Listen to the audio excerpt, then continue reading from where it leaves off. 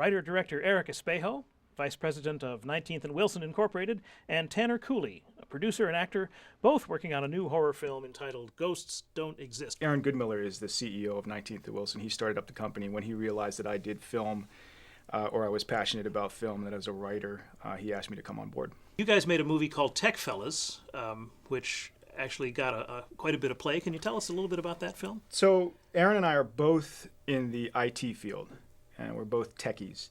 And we would always email back and forth and talk about funny scenarios that were from the movie Goodfellas and applied them to our day jobs, where the mobsters were techies who really controlled the office through the systems.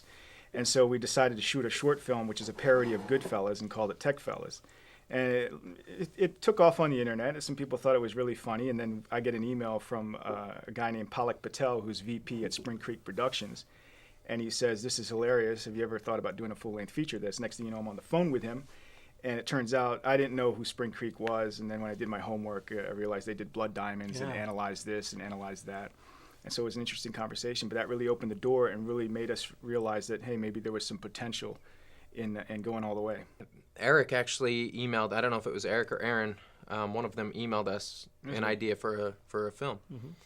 And after some back and forth, he gave us a script, we looked at it, we decided that it was to the point where we wanted to sit down and meet with these guys, because we liked the idea and we really loved the story that they had.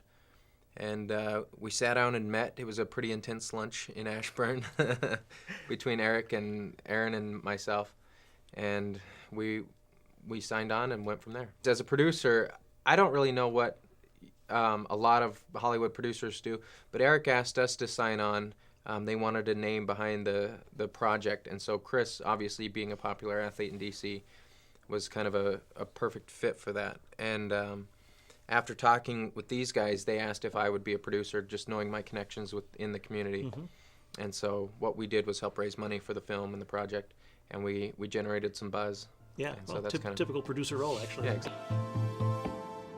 So clearly, you have your fans.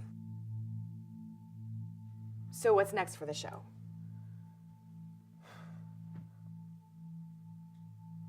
What do you want to talk about? You want an exclusive? How's this? I'm retiring.